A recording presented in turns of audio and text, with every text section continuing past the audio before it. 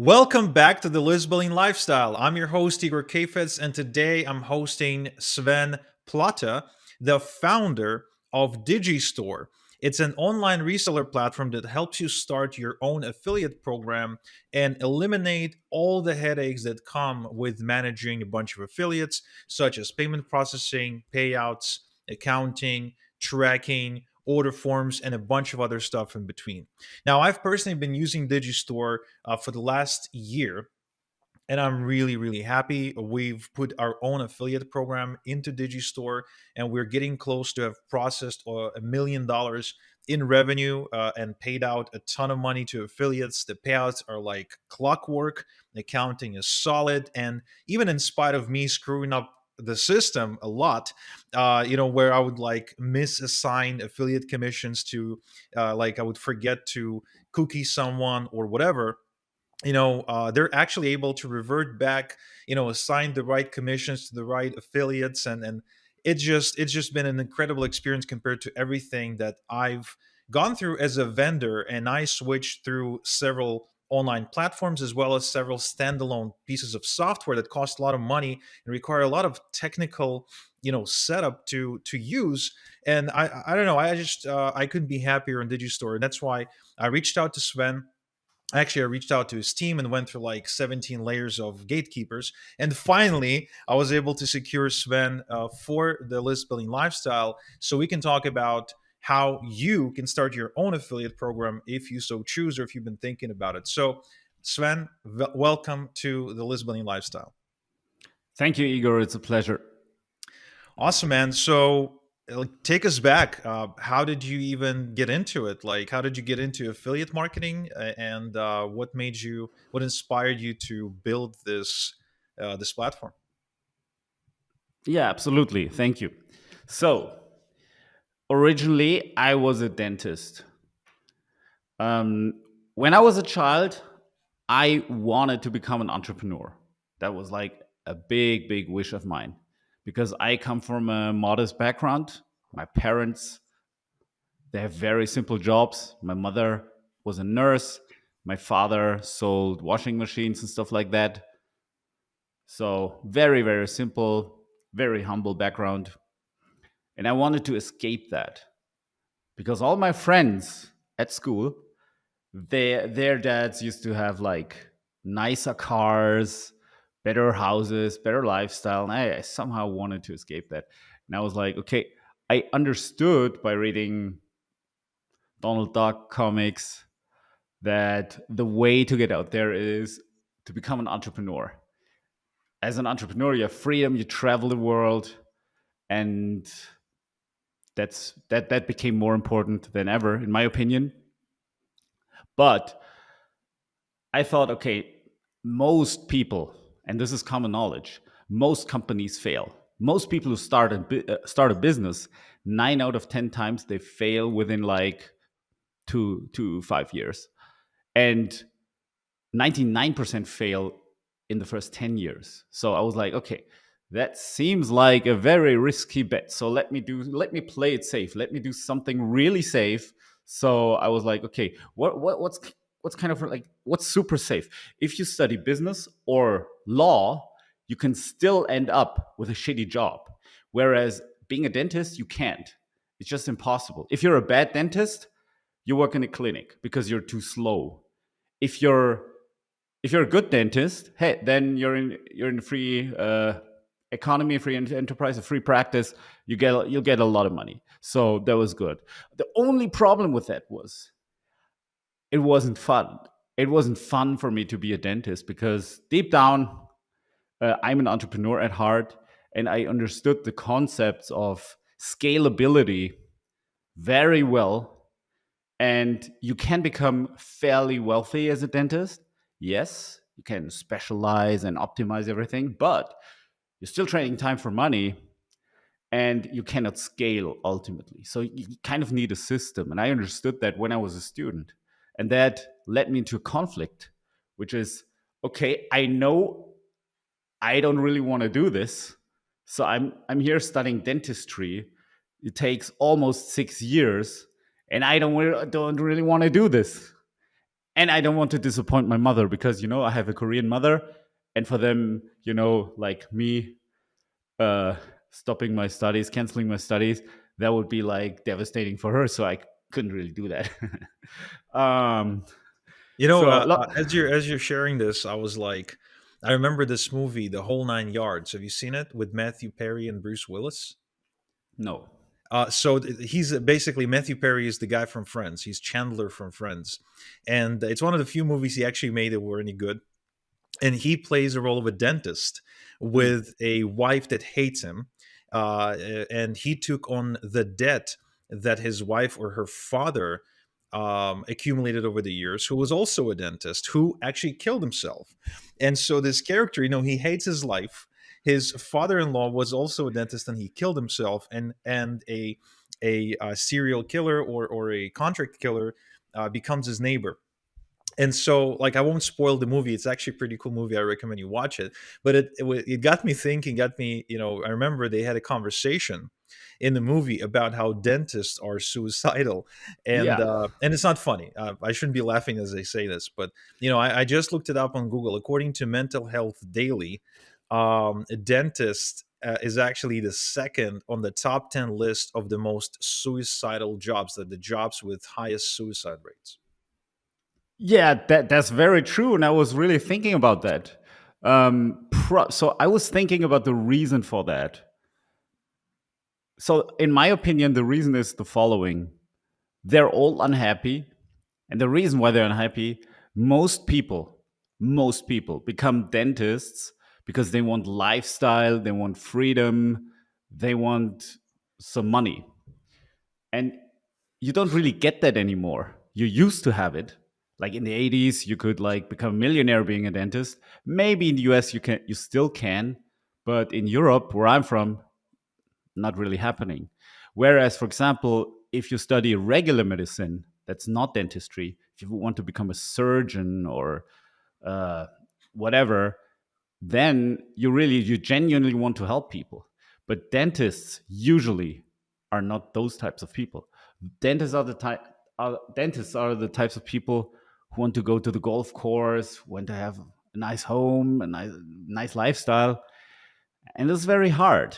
And so I think it's just not aligned with your goals perfectly.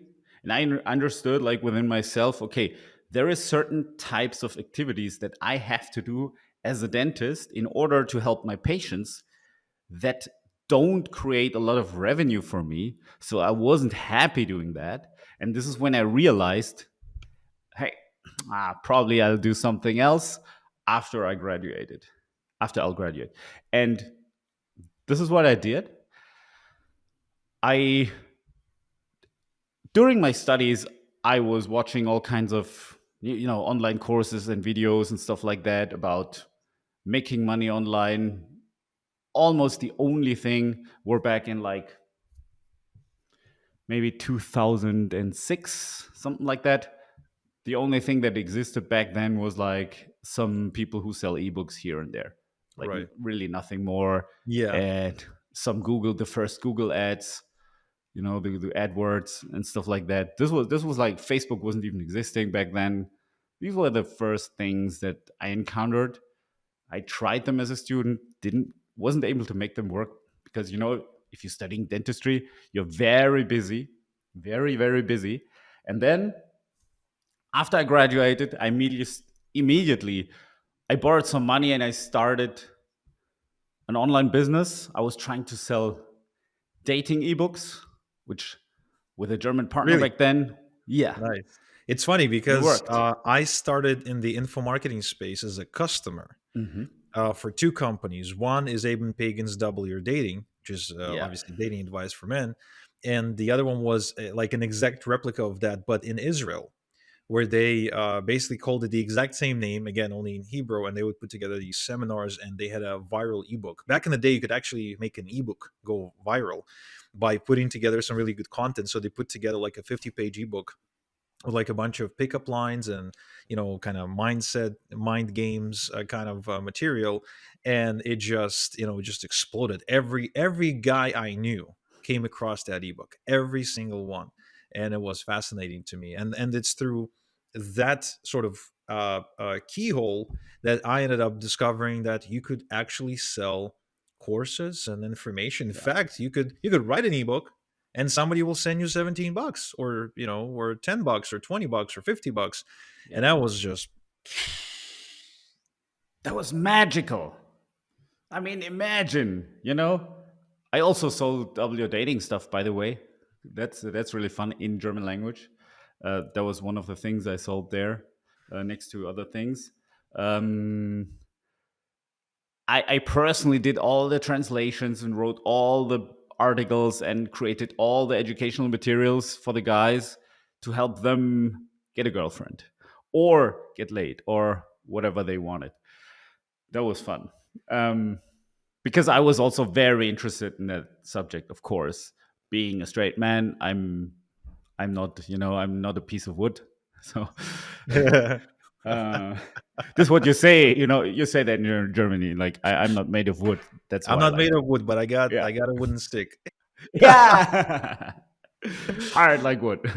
Uh, no, that's actually pretty cool. Because you're not the first person I talk to who is like an OG in this space, who is somehow connected to the world of dating. I think at the time, the dating space was even bigger than health, and maybe not bigger than health, but definitely bigger than make money space.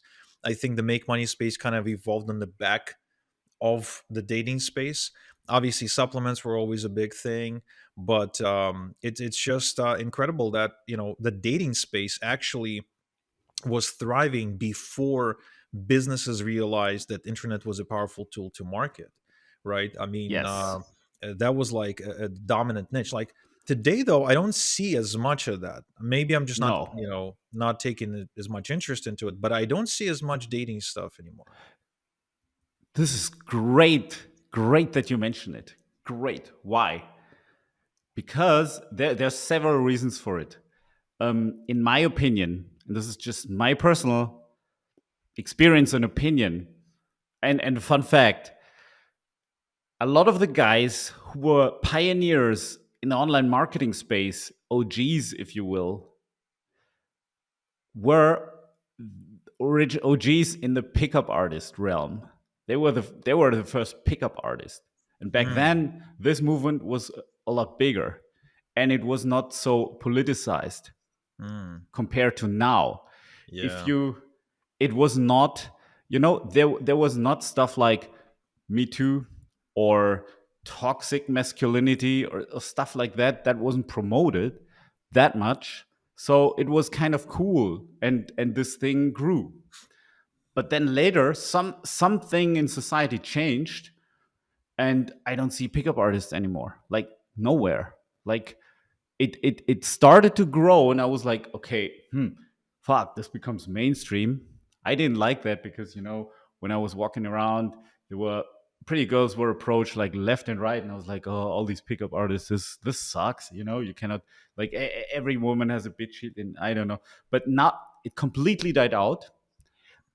All the dating gurus that sell stuff online, they're not pickup artists. They're like more like relationship advisors, stuff I like also that. noticed that there's a lot of women now teaching dating. Yeah, yeah, because because I mean, the idea that women teach dating is not so bad because they know it, like they're kind of the customer, so Yeah. they must know what they're talk about. But at the same time, you cannot promote masculinity as you used to do back in the first period of pickup arts and um, yeah, selling dating ebooks, and it was all about masculinity at the end of the day. Like if Yes. because you would start with like with these techniques, you would start with pickup lines, you would start with peacocking and wearing funny things and Yeah, yeah, yeah. pretending you're cooler than you are. But ultimately, what it comes down to is self confidence and masculinity. So it kind of leads to some kind of energy work and spirituality. You have to find the man within you. You have to become masculine. And then you automatically, without faking anything, without needing pickup lines, you attract women. that are the polar opposite energy wise. That's why you have yin and yang. But that's not cool anymore. Mainstream media doesn't like that anymore. So mainstream media wants you rather to think about, hey, maybe you want to wear a dress or something as a man. It's just something that I observe. I'm not judging it. I'm not choosing it for myself, of course. I still am the same guy. I'm too old for that. I'm over 40. I cannot, I cannot do what the young people are doing.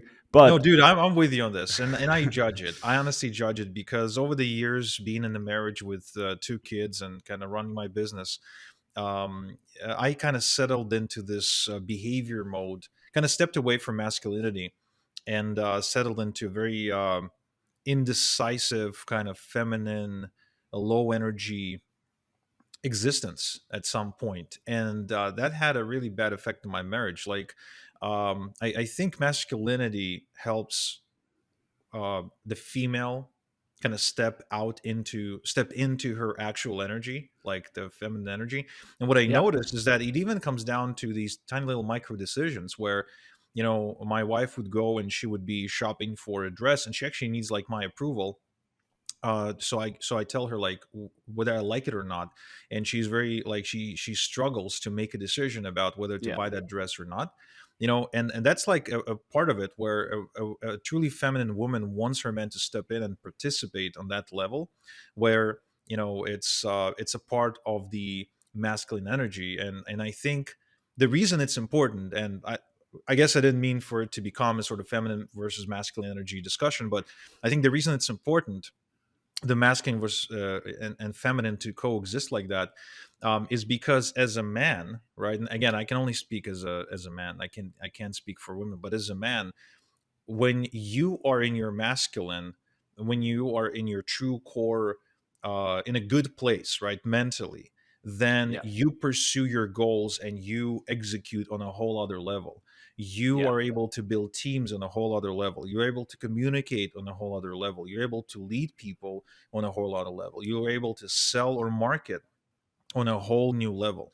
Like you said, it's all about self confidence. I call it self image, where if you have a self image of a powerful masculine alpha male, and you do it in a non toxic way, where you still allow yourself to be vulnerable, right? Where you still it doesn't mean you have to be an asshole. It just has to just means that you like want to own everything about your life. I think that's a much better place to be than to be a feminine guy.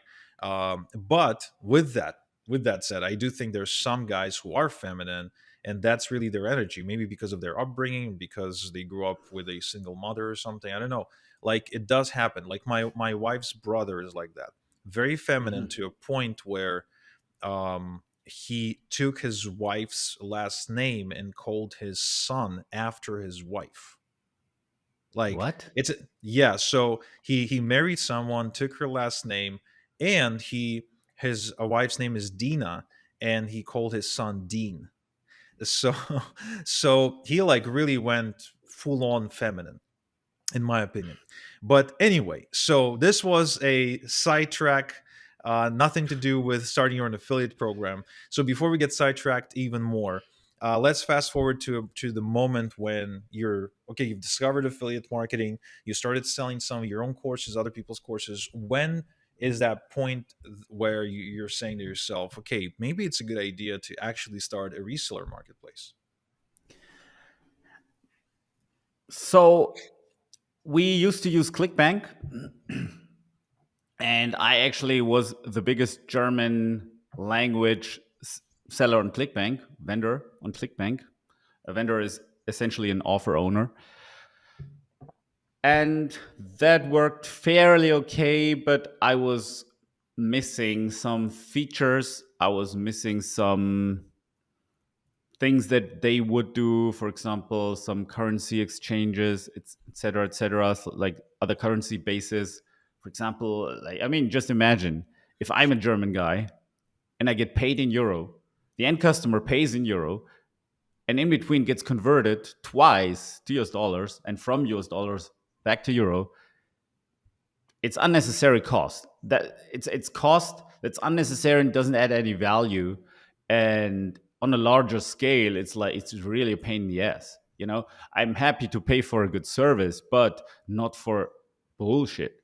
I'm sorry for my language, but for me it was like really, that was really annoying. So I just put together like, with some kind of Indian programmer team, like a prototype.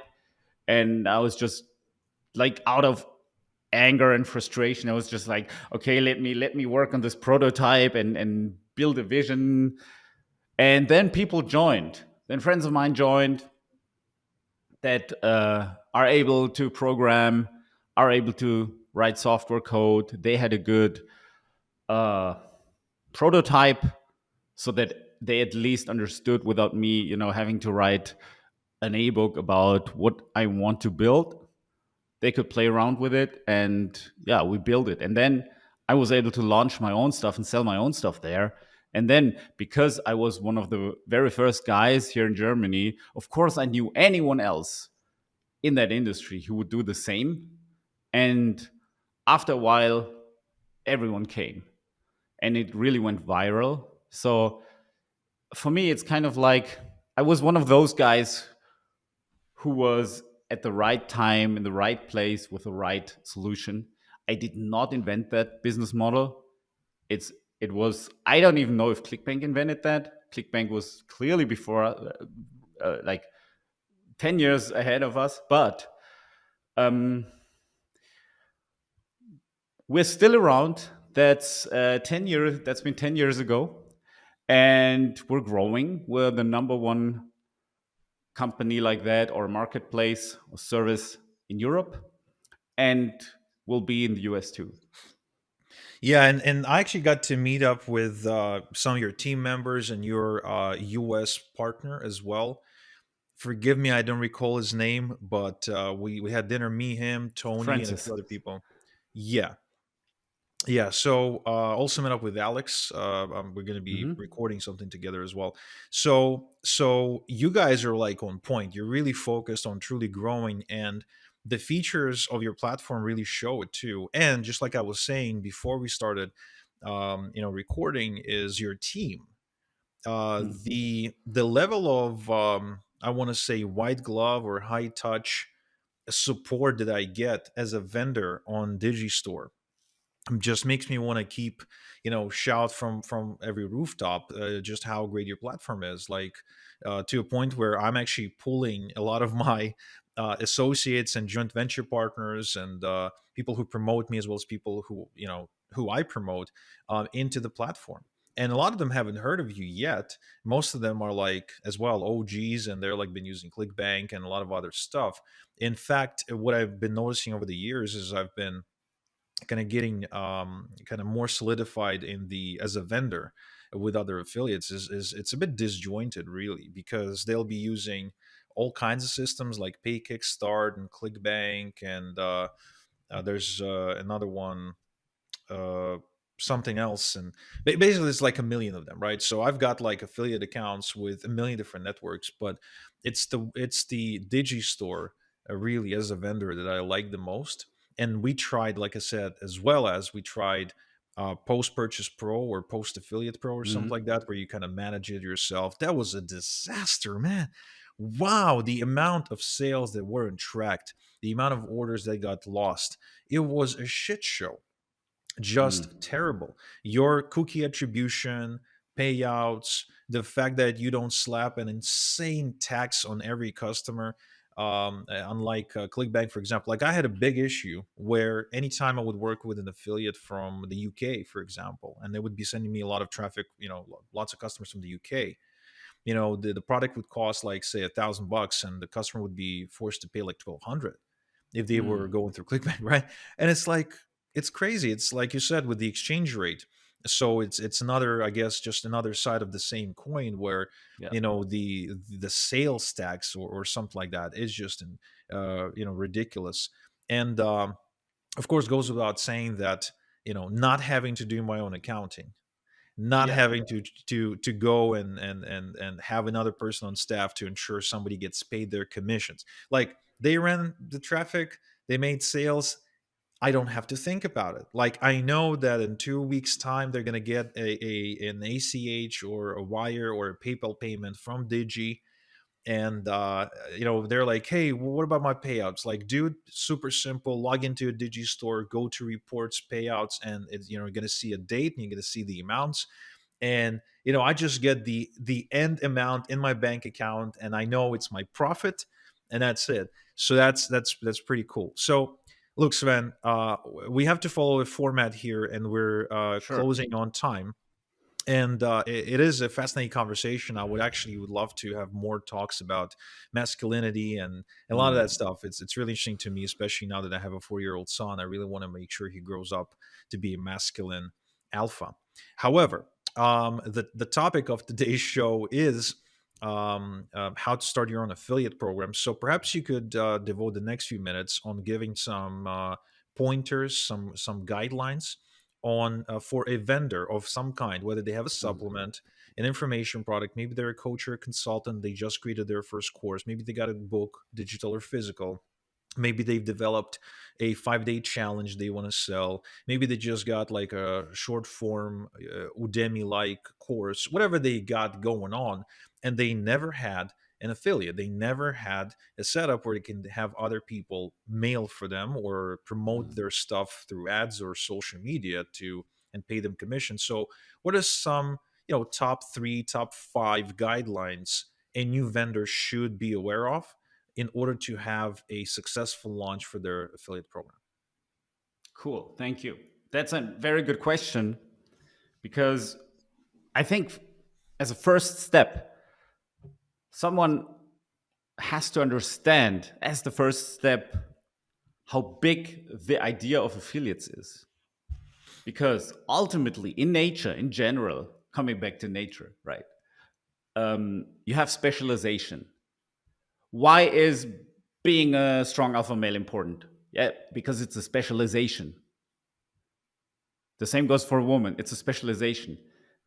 And in business, being an affiliate is also a specialization. You're specialized on something. You're not a generalist, you're a specialist. Same goes for the vendor, the offer owner. The offer owner has more than enough to do. And if he doesn't have to do the affiliate work, it will help him ultimately because it's, again, specialization. So, what is an affiliate specialized on? Basically, an affiliate markets so that traffic comes to the offer of the vendor and the affiliate gets a commission for that, usually a percentage. It's very profitable, especially for digital products, because you don't have to send stuff out and everything, so you can give higher commissions, and that's why it's more common.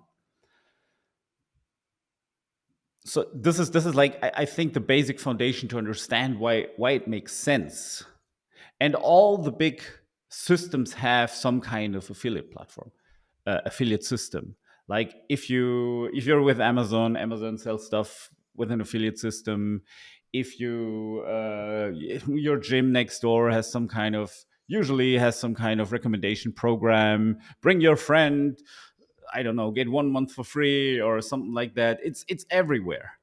And how can you, as a vendor slash offer owner, profit from these things that are done in business? You have to set up an affiliate program. This means you have one more customer slash partner. You have to create a system with which it is easy for an affiliate to promote your stuff and get a commission. Ideally, automated. This is the beautiful thing about anything online. You can automate everything because it's all software based. Yeah, I So, love that. I love that part. I was just actually doing a talk yesterday on a podcast about the 10 productivity boosters. And, one of them was you can now literally automate nearly everything. I yeah, mean everything.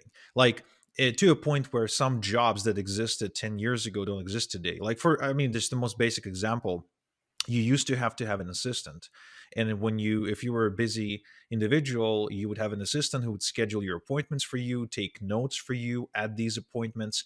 And now you don't need to. You can have Calendly have automated appointment setting, and then you can have for the appointment itself, if you're doing it on Zoom or go to webinar or Google Meet, you can have an automated note taker that will intelligently take notes and then create a bullet point summary of Crazy. everything that you've been talking about. And it will actually also summarize with speaker names and put timestamps on it and do a much better job in general than a person would.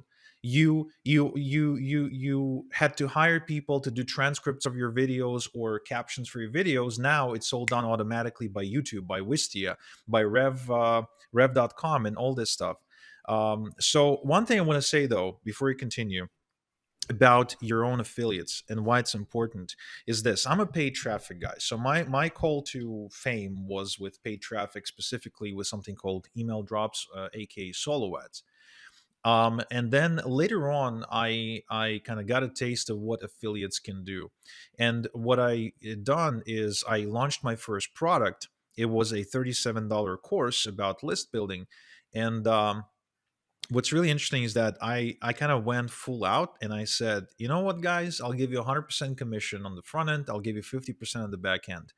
And I went on to sell 3,000 units of my product in the following 3 days, all Wow. through affiliate traffic. In fact, the payments were coming in so fast, my phone was like, showing the payments coming in like ding, ding, ding, ding, ding.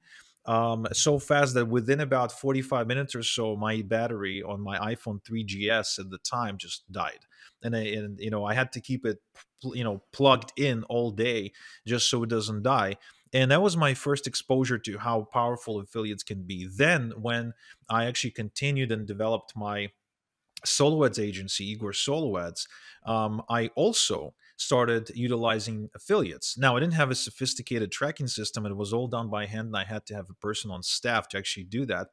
But, one affiliate, one time, I was having a particularly low revenue month, if you will. Like, it wasn't really moving. And I was kind of upset, and I was really at the end of my rope in terms of like, it's like nothing I'm doing is working. What's wrong with me? What's Mm. wrong with this? I was like really doing the whole Jewish thing, saying, why does this shit happen to me, right? so, so out of nowhere, this guy messages me, and this guy has a downline of about 40,000 people at the time. He was one of the biggest team builders in Empower Network, if you remember what that is, if you ever seen that before. Yeah, I know that. Yeah, yeah. So he was like number one or number three or something, Hmm. and he says, "Hey, I need like soloists for my people. Let's strike a deal." I Hmm. say, "Yes, let's do it. I'll give you money." He said, "You know what? I don't want money. I want 10,000 clicks a month." I said, Hmm. "Okay, if you bring me at least 100 qualified leads per month, Hmm. I'll give you 10,000 clicks per month."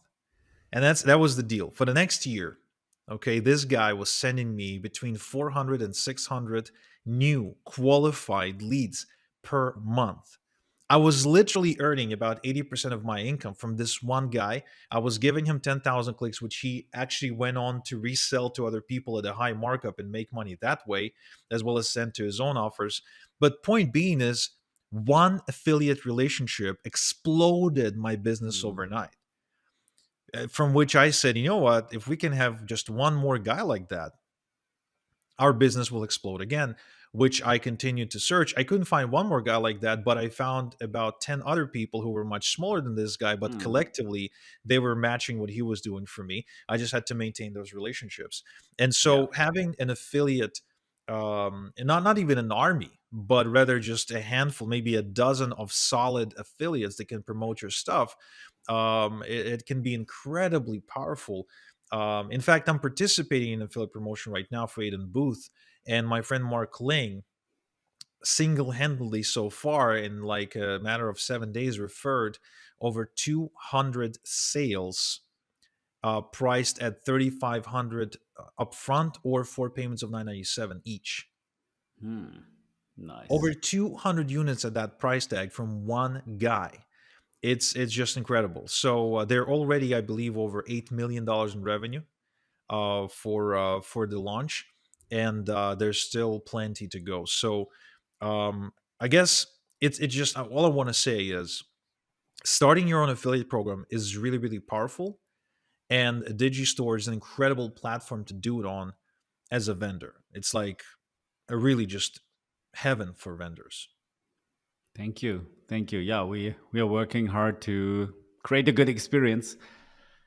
Um, yeah, to continue my point, it absolutely makes sense to start an affiliate program. Basically, I wanted to explain a strong why, which you also have supported with your story. It's a great example. It's absolutely the thing that makes a lot of sense. You should do it. However, there is this chicken egg problem. So how do you get started? In my opinion, or let's say in my experience, in order to be able to start an affiliate program, it's very unlikely that you just create a product and a sales page, or let's say sales funnel, put it on the marketplace, and then it'll run. This is very unlikely to happen unless you're like a pioneer, an OG in a new niche, or you have like a really well-known brand where conversion details don't matter that much. Because otherwise, you got to figure them out. Because what affiliates want, they want conversion. They want a positive ROI. If they spend money on advertising on Facebook, Google, etc., you name it, they want a positive ROI. They want more money to come in than they have to spend for that traffic. And you, as a vendor, as an offer owner, you have to somehow facilitate that. In order for you to get there, you need to make the first sales yourself so that you have the experience and the skills and the knowledge to improve your funnels, improve your VSLs, your landing page, so that you have a certain conversion that's profitable for an affiliate. And this is like the number one selling point for for affiliates to be even want to working with you. And so it does not, in my opinion, it does not depend so much on which type of product or which type of trick, whatever works best for you. Let's say you are really good with webinars. Let's say your sales page is crappy, but you're very good with webinars because you can connect to people in real time really well. Fine. Then make a funnel, create a funnel that has a webinar in it, and at the end of the webinar, you sell stuff and you bring you make affiliates help you bringing people into your webinar. Fine, whatever you're good at. Other people might be like, hey, I don't want webinars, I want VSL, and all I do is VSLs, and then you could do that. Stuff like that, whatever makes sense. However, there's one thing I can say. In general, it's better on a lot of in a lot of ways to create an online video course as opposed to an ebook. An ebook is much more work. You have much more editing to do. The customer is much more, let's say, unforgiving regarding grammar mistakes and typos and formatting, etc. Whereas, I mean, you can see it with Ty Lopez. You know, he sells online courses just like randomly, you know, like with really bad sound outside, you know, shooting a few videos on his phone. He can still sell that for a good price, and people accept that. The market accepts it. So online courses are perceived higher value. They're easier and cheaper to produce as opposed to ebooks. I think having an ebook as an addition is kind of nice as like a freebie or like bullet points here and there.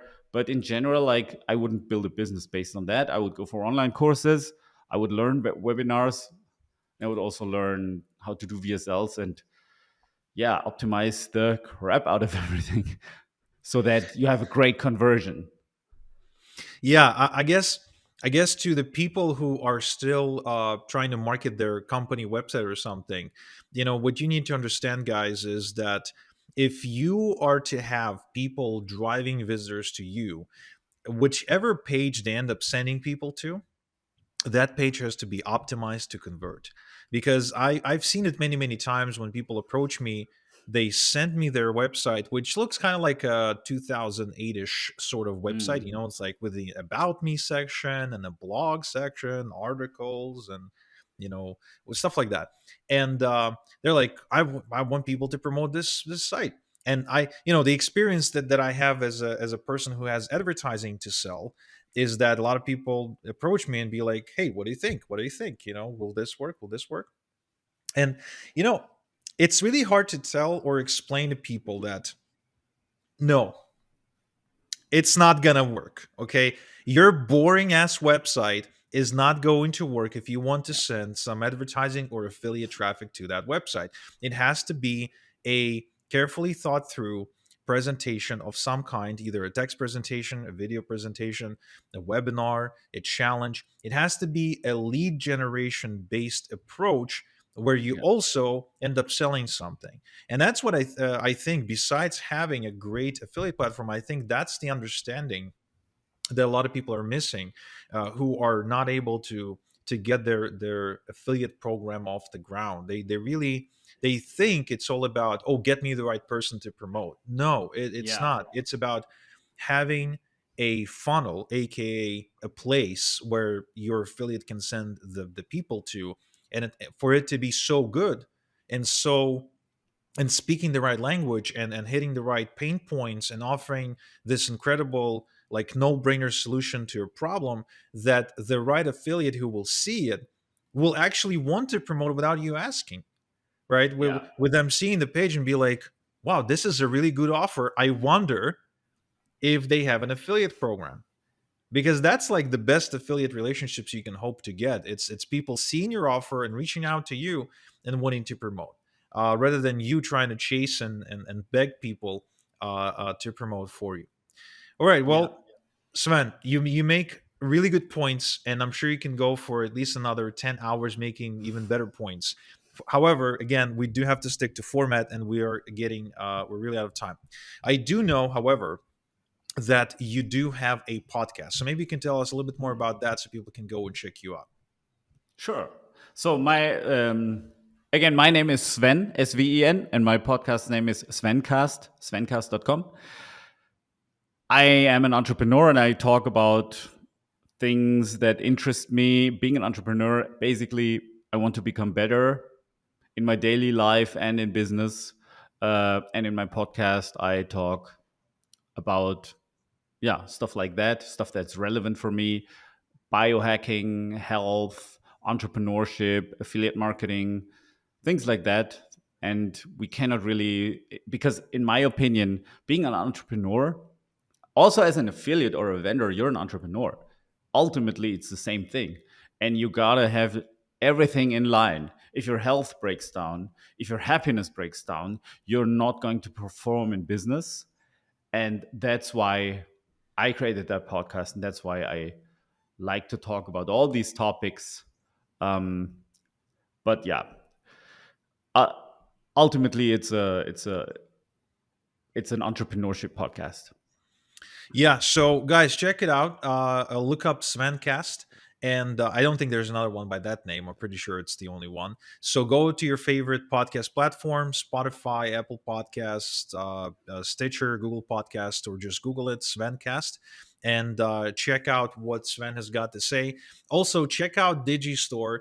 You can go to digistore24.com, Yeah. or if you want to use my affiliate link, which means I will get a tiny little fraction of any affiliate earnings that you will make. Which again, I'm not sure if you want to share these with me or not. We're talking like a 0 point something of a percent. But every penny helps when you live in Toronto, and the cost of living, Oh here is just yeah. incredible. They actually just raised the property tax to 5.5%. It's just ridiculous. What? Yes, because the city has now fuel expenses that are like to a point of like $50 million a month or something. So they're just justifying it by increasing taxes and whatnot. But anyway, that's Toronto for you. And yeah, so if you want to use my affiliate link to go sign up for Digistore, you can go to igor.top/digi. Okay. And this way, you'll be contributing to this podcast as well. So, Sven, thank you so much for spending this time with me. Appreciate your thoughts Welcome. on dentistry, suicide rates, masculinity, the dating market, and of course, starting your own affiliate program. Until next time we chat, have a good one.